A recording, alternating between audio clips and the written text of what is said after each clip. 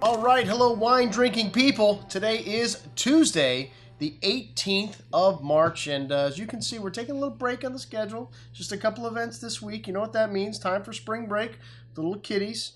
And we'll be back on track though in April. We've got a lot of great events like this one, our 2012 barrel tasting with William Fevre and Bouachard, Pere, both of these members of the Henriot group. And this is an annual event for us. It started with Luc Bouachard, I think 3 or 4 years ago. And, you know, for some reason, they don't do a barrel tasting here in Florida. You know, they do it in other parts of the country. Let's see, February, March. Where would you like to be?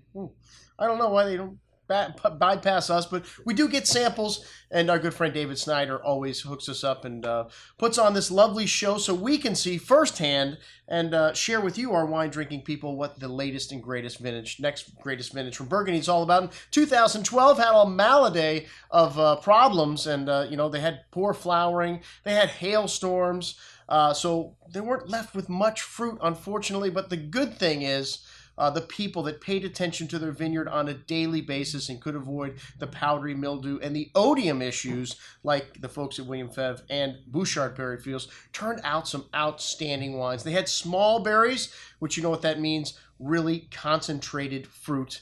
And these guys turned out some exceptional wines. The 2012s, although not finished yet, these wines still just a few months away from landing here. Actually, most of these are finished sample bottles. I'm reading right in the back of the bottles now, but usually barrel samples are not. But this is a little later than, you know, we did our Jadot barrel tasting, I think the end of last year, so those were not finished products. But these are going to be here in May, and 2012 and 2013, very short vintages. It looks like 2013 also a nice quality they got, but just hailstorms caused an even smaller crop than 2012. So, you know, the prices on Burgundy we've been hearing are going to go up, but I'm looking at this pre-sale. We've got some awesome prices on these 2012s, and like I said, looks like it is going to be an outstanding vintage. Some of these wines already drinkable, even though they're not released. We started out with the William Fevre Chablis, and we rolled at a high level here at Wine Watch. Just Premier and Grand Cru wines on the table this evening. The Forcham, which is one of the top Premier Cru sites, and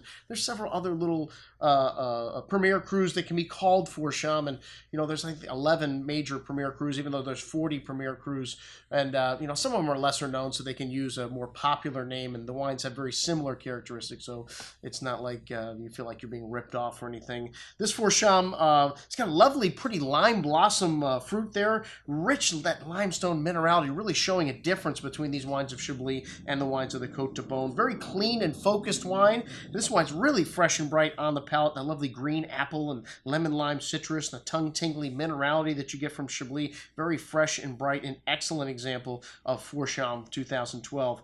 The Valorant, which this is the only Premier Cru that is actually located on the Grand Cru slopes, and this wine's very intense with that seashell-like minerality showing like lime, Jolly Rancher, candy fruit, laser-like acidity, that tongue-tingly minerality showing through the finish. Really nice creaminess to this wine, an extra layer of richness that usually you only get in the Grand Cru Chablis. This wine's got a long finish, those chalk-like minerals shown to the end. Excellent juice at under 60 bucks. You know, the Grand Cru Chablis, some of the best values in Burgundy, but they're up at $100 a bottle now, which doesn't seem that expensive when you look at some of the other Grand Crus from the Côte de Beaune. But anyways, this Le Clos is the most famous and the largest of the 7 Grand Crus.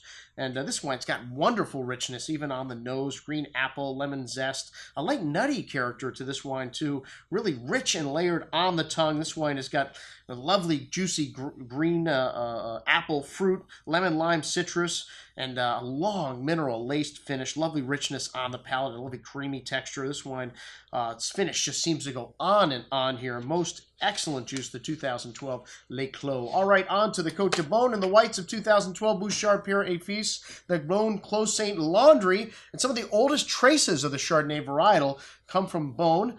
This has been a monopole of the Bouachard family since 1791. Today, the Bouachards, or the Henriot group, hold the largest collection of Grand and Premier Cru by acre in Burgundy at this point. This wine's got lovely fruit to it, as all these 2012 whites did. Apples, pears, with hints of toasty oak spice, spice. Smooth and creamy texture on the tongue. This wine's got a lot of juicy fruit and long mineral laced finish here. Lovely intensity in all these whites and balance. This wine's got the structure to last 5 to 7 years at least. Excellent juice.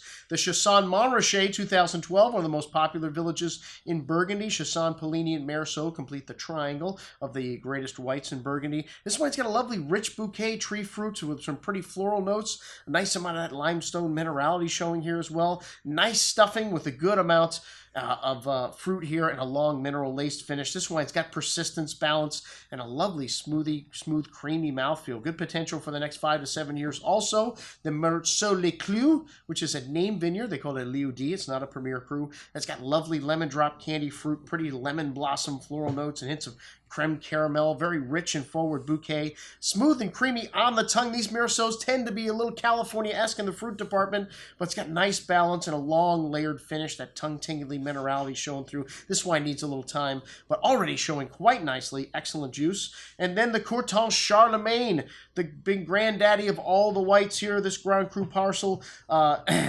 is one of the largest Grand Crus in Burgundy, or the largest Grand Cru in Burgundy, rather. Really intense bouquet here. Lots of ripe tree fruit, apples, lemon drop candy, citrus, pretty floral notes. Good amount of that earthy minerality notes you get from Burgundy, and a light toasty oak spice. Definitely the richest of all the whites, but everything in proportion here. A thick and viscous wine on the tongue. This wine really well endowed with a smooth, creamy texture and a long finish, that tongue-tingly minerality. And you notice the oak in this wine a little bit more than the other wines, but it's got a lot of everything else also.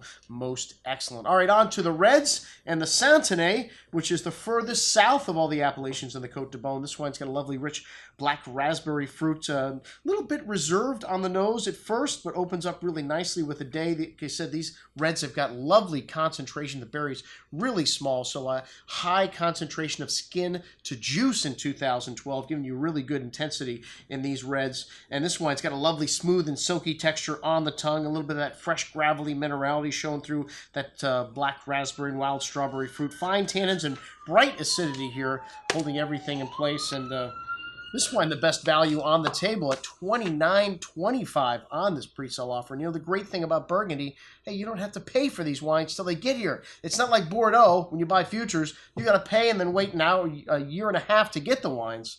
All right, the Sauvigny Le Bon up next. And this village is 5 kilometers north of the town of Beaune. Pretty nose, a bit perfumed there with raspberry, wild strawberry fruit, and a bit of an earthy quality coming out with the airtime on this wine also. Very silky and sexy wine on the palate with a nice nuance, that pretty floral quality, and a nice hand of spice and earthy notes coming through on the finish. Nice richness here. Excellent juice at $34. Wow, another great value there, the Sauvigny Le Bon. All right, the Bon Clos de la Mousse, and this vineyard was bequeathed to the church by the Notre Dame de Beaune a long time ago. The church used to own all the vineyards in Burgundy, but the Clos de la Mousse, a very famous vineyard here. Lots of red berry fruit, cherry, wild strawberries on the nose. Smoky notes to this wine too. Some nice complexity here. This wine's got a lovely richness on the tongue with a smooth, silky texture, sexy, spicy, and excellent concentration and depth of earth, spice, and fruit here. Nice fine tannins on the finish, those smoky notes coming out at the end. Really nice. Needs 5 to 7 years in the cellar, but excellent juice. And I think this is a great value at $51.50. Wow. And then the Baby Jesus, the greatest of all the premier crus in Beaune, and this wine just has an incredible, intoxicating array of oriental spice, ripe red cherry, black raspberry fruit, hints of smoke, earth, truffly nuance, even more pronounced on the second day. This wine just fills the palate up with an array of that juicy red and blackberry fruit, exotic spices, dried floral notes, wonderful balance and complexity here, a long finish. This wine will last for decades in your cellar, and at $106, I still think this is one of the greatest buys in a high-level Burgundy.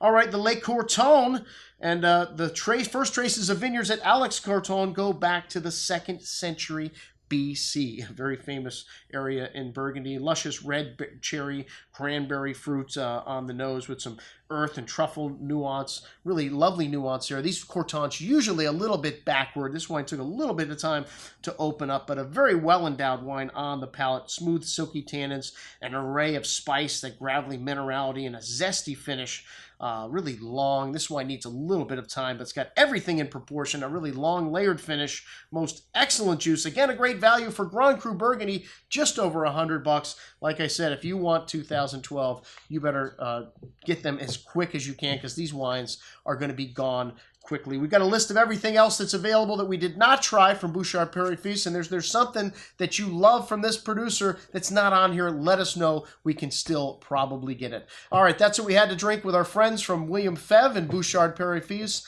I'm your host, Andrew Lampasoni, signing off for the Wine Watch, saying remember, always drink the good stuff first.